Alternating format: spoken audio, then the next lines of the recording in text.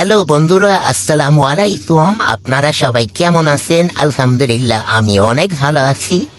আজকে আমি আলুর ভর্তা রেসিপি দেখাবো। যারা আলুর ভর্তা বানাইতে পারেন না, প্রথম কি করবেন আপনারা? আলুগুলারে সেদ্ধ করবেন। তারপর এলে আমার মতো এরকম করে হুইলে লইবেন। হুইলে তারপর কি করবেন? হুংনা মরিচ এল্লা পুরো তেলে সুন্দর করে এরকম করে বাইচে লইবেন। বাইচা তারপর কি করবেন? পরে দিয়ে আমার অফ ক্যামেরায় রেডি করে আমি দেখাইতেছি। তো মনোরা, আপনারা কি করবেন? এই গোলালুগুলারে এইরকম করিয়া একবার সুন্দর করিয়া একবারে এরকম হাতের মধ্যে একবারে সুন্দর করে একবারে মুত্যা দেবেন। মুত্যা এবারে ডাল বানাই ফেলাইবেন, বুঝছেন নি? এইরকম করে একবারে ডাল বানাই ফেলাইবেন। কারণ গোল আলুর ভর্তা বানাইতে গেলে আলুগুলারে ভালো করে মত্ত হইবে। তো মনোরা, আমার আলু মতো হয়ে গেছে। এখন আমি মরিচ ডলিলাম। আপনারা আমার মতো এরকম হাত দিয়েও মরিচ ডলতে পারেন, আবার হাতের মধ্যে একটা পলিথিন লাগাই ডলতে পারেন, আবার হাতের মধ্যে গ্লাভস লাগাইও ডলতে পারেন, সমস্যা নেই। চাইও না আমার মতো আবার এলে হাতের মধ্যে মরিচ ডললে এবার আবার হোগার মধ্যে ডলা দিয়ে না, বুঝি বুঝছেন না? হোগার মধ্যে ডলা দিলে কিন্তু খবর হয়ে যাবে, চাইয়েন।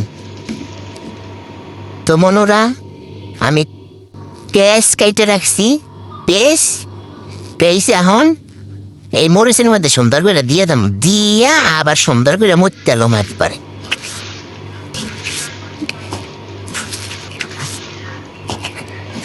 আরো খরচ হতে পারে হাত জ্বালায়, আমার কিন্তু দোষ না, চাইয়েন।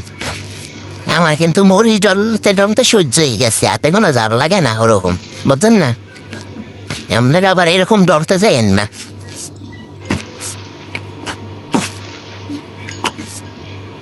তো আমি এখন খাঁটি হলুদের তেল দিয়ে দেব।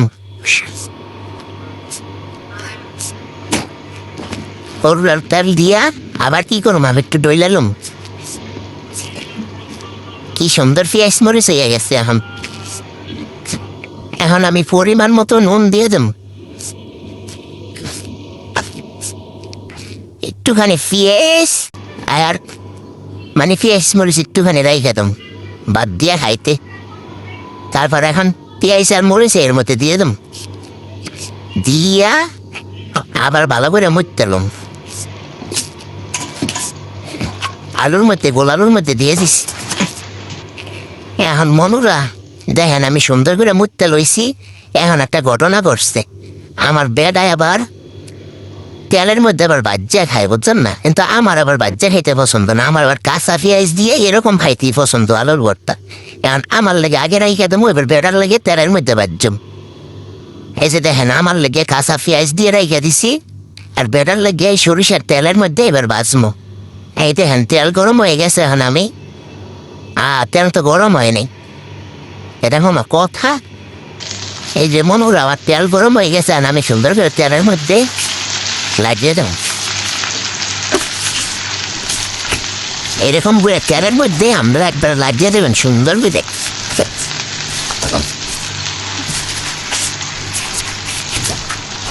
অফ ক্যামেরা আমি একটু ভালো করে লাগিয়ে লই, বুঝছেন না? এই দেখেন মনোরা, আমার গোল আলুর ভর্তা হয়ে গেছে। কি সুন্দর করে বাজ্যা লইছি। এই দেখেন, ভাজা গোল আলুর ভর্তা আর কাঁচা গোল আলুর ভর্তা, পেঁয়াজ দিয়া, কাঁচা পেঁয়াজ দিয়ে বানাইছি আমার ভর্তা। আর এখানে আছে পেঁয়াজ মরিচ। তো বন্ধুরা, আমার ভর্তা বানানো কেমন হয়েছে আপনারা সবাই জানাইবেন।